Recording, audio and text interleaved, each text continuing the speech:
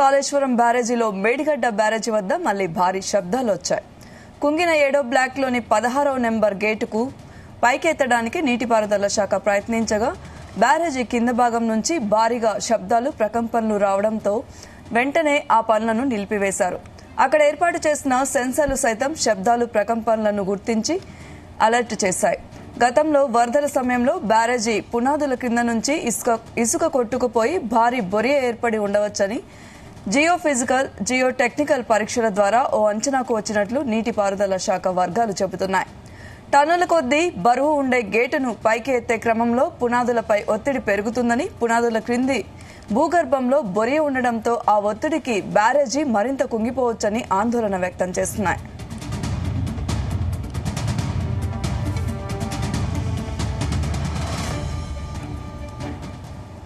ఇక ఇదే అంశంపై మరిన్ని వివరాలు మా ప్రతినిధి శ్రీచరణ్ అందిస్తారు. శ్రీచరణ్.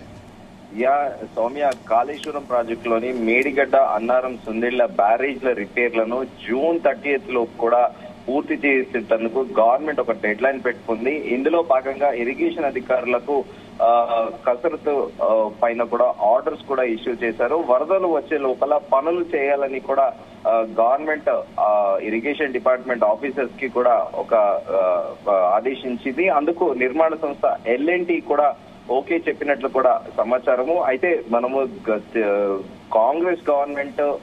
కాంగ్రెస్ ప్రభుత్వం ఏర్పడినప్పటి నుంచి కూడా మనం విన్నది మూడు విషయాలు. ఒకటి ఫోన్ ట్యాపింగ్, ఒకటి కాళేశ్వరం ప్రాజెక్ట్, మూడోది అవినీతి. ఇలా కాంగ్రెస్ ప్రభుత్వం వచ్చిన నుంచి కూడా గత ప్రభుత్వంలో జరిగిన అవినీతి పైన ప్రధానంగా ఫోకస్ పెట్టి ఇటు రోజుకొక కొత్త అంశంపై కూడా తెర తీసుకొచ్చి కాళేశ్వరం ప్రాజెక్ట్ లో చాలా అత్యంత వివాదాస్పదమైనది కూడా ఈ ప్రభుత్వం చిత్రీకరించింది. దానిలో భాగంగానే మేడిగడ్డలోని కొన్ని బరాజ్లు కుంగిపోవడము, ఆ బరాజ్ లోని ఒక్కొక్క గేట్ రిపేర్ కి ఒక్కో రాజకీయ నాయకుడు ఒకలా ప్రకటన కూడా చేశారు. గతంలో ఒక్కో గేట్ కి రిపేర్ కి యావరేజ్ 2000 రూపీస్, ఒక్క గేట్ కి 2000 రూపీస్ క్రోర్స్ కాస్ట్ అవుతుంది అని చెప్పేసి కూడా కోట్ చేయడము.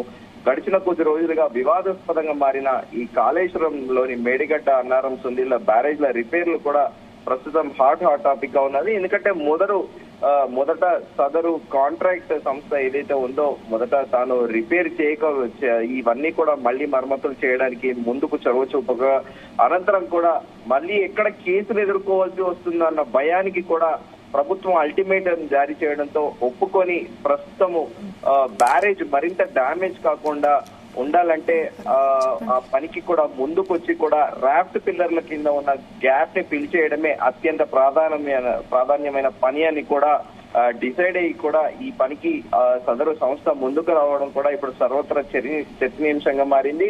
ఎందుకంటే ఈ కాళేశ్వరం పైన ఎప్పుడైతే అలిగేషన్స్ స్టార్ట్ అయ్యాయో ఆ టైంలో కూడా సదరు నిర్మాణ సంస్థ మాకేం సంబంధం లేదు, మేము ఎప్పటికప్పుడు గత ప్రభుత్వానికి అప్డేట్ చేస్తూ వస్తున్నాము, ఈ ప్రాజెక్ట్ కి సంబంధించిన details every week or every month కూడా ఒక రిపోర్ట్ అనేది ఈఎన్సీతో పాటు గవర్నమెంట్ కూడా మేము సబ్మిట్ చేస్తూ వస్తున్నాము, మాకు సంబంధం లేదు అన్న చందన కూడా ఆ సదరు సంస్థ ఉండే. కానీ ఎప్పుడైతే ప్రభుత్వము ఇన్వాల్వ్ అయిపోయి చేస్తారా చేయరా అన్నట్టు ఒక అల్టిమేట్ జారీ చేయడము, అనంతరం కూడా సదరు సంస్థ ఒప్పుకోవడం కూడా ప్రస్తుతము ఆ పిల్లర్ లో కింద ఉన్న గ్యాప్ ని ఫిల్ చేయడమే ఒక ఫస్ట్ ప్రయారిటీగా కూడా డిసైడ్ అయ్యి కూడా పనిచేస్తున్నారు.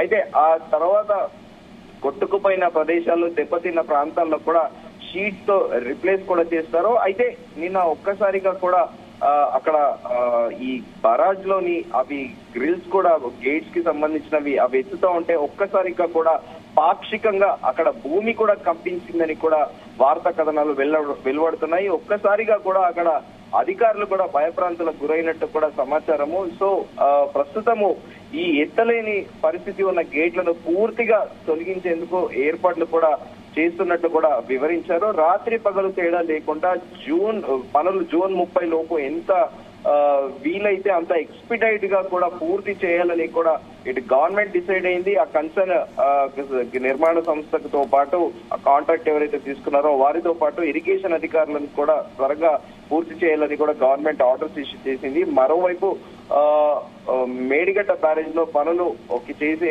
చోట వరద రాకుండా కూడా తాత్కాలికంగా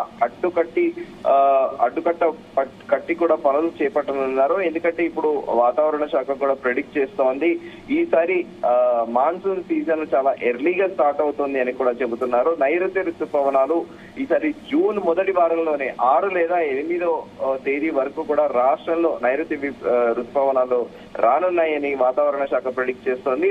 ఒకవేళ ఈ నైరుతి ఋతుపవనాలు ఎర్లీగా వచ్చి అక్కడ మహారాష్ట్రలో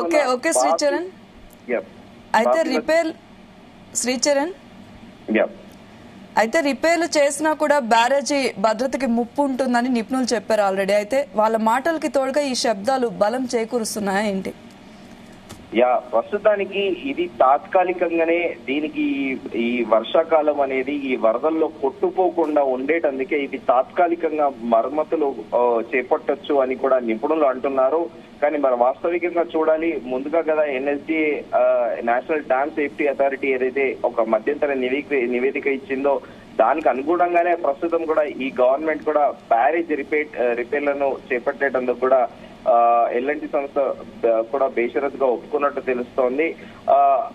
సో ఇప్పుడు కంటెంపరీగానే మనం దీన్ని కన్సిడర్ చేయొచ్చు అని కూడా నిపుణులు అంటున్నారు. మరి చూడాలి. ఒకవేళ ఇప్పుడు టెంపరీగా కూడా వీళ్ళు దీన్ని రిపేర్ చేసినా కూడా ఫర్దర్ గా ఇది ఎన్ని రోజుల వరకు ఇది సర్వైవ్ వస్తూ ఉంటుంది, మరి ఫ్యూచర్ లో ఎలాంటి కాంప్లికేషన్స్ లేకుండా ఎన్నాళ్ళు ఉంటుందనేది కూడా ఇప్పుడు సర్వత్రా చర్చనీయాంశంగా మారింది. సౌమ్య,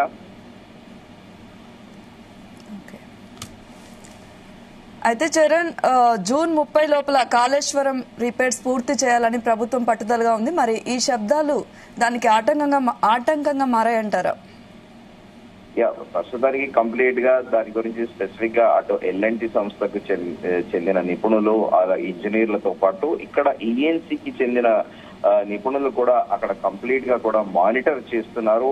ఈ చిన్న ప్రాబ్లమ్స్ కానీ ఇవి మరమ్మతులు చేస్తున్న తరుణంలో అయితే వాటన్నిటికీ కూడా ముందస్తుగానే ఒక ఐడియాకి వచ్చి ఒక క్లియర్ గా దాన్ని ఇమేజ్ చేసుకుని కూడా దాని బేస్డ్ గానే ప్రస్తుతం అక్కడ ఇంజనీర్లు కూడా వర్క్ చేస్తున్నారు అనేది కూడా ఒక చర్చ నడుస్తోంది. సో దానికి తగిన జాగ్రత్తలు ప్రికాషన్స్ కూడా తీసుకునే కూడా ఫ్యూచరిస్టిక్ గా ఆలోచించి ఎలాంటి ప్రమాదాలు రాబోతున్నాయి, ఇప్పుడు ఈ గేట్లు కదిలిస్తేనే కింద ఇలా పాక్షికంగా భూమి కంపిస్తోంది, మరి ఫర్దర్ గా ఎలాంటి కాంప్లికేషన్స్ వస్తాయి అనేది కూడా ఒక క్లారిటీ అధికారులతో పాటు అటు సదరు నిర్మాణ సంస్థ కూడా వచ్చింది. సో దానికి అనుగుణంగానే ప్రస్తుతము జూన్ 30 లోపల కూడా కంటెంపరీగా కూడా పనిచేస్తున్నట్లు కూడా తెలుస్తోంది. అయితే మొదట మనం ముందుగా అనుకున్నట్టు ఈ సదరు నిర్మాణ సంస్థ తొలుత కొత్తగా ఒప్పందం చేసుకునేదాకా పనులు చేయబోమని కూడా సంస్థ చెప్పింది. అయితే పనులు చేయకుంటే క్రిమినల్ కేసులో కూడా వెనకాడొద్దని సీఎం ఆదేశించడంతో రిపేర్ పనులకు ఓకే చెప్పిందని కూడా ప్రచారంలో ఉంది. వీలైనంత త్వరగా కూడా పూర్తి చేసేలా డే నైట్ పని చేస్తామని కూడా చెప్పడం కూడా ఇప్పుడు సర్వత్రా చర్చనీయాంశంగా మారింది. ఎందుకంటే ప్రపంచవ్యాప్తంగా పేరు మోసిన సంస్థ కూడా స్థానికంగా ఇక్కడ ఎందుకు వరల్డ్ వైడ్ ఒక మంచి ఇమేజ్ ఉంది. సో ఇక్కడ ఉన్న నేపథ్యంలో ఇక్కడ లోకల్ గవర్నమెంట్ తోని ఎందుకు అని చెప్పేసి కూడా కాంప్రమైజ్ అయిపోయి కూడా ప్రస్తుతము ఈ మరమ్మతుల పనిలో కూడా యాక్టివ్ గా పాల్గొంటుంది అనేది కూడా రాజకీయ విశ్లేషకులు అంటున్నారు. Soumya, thank you Sricharan.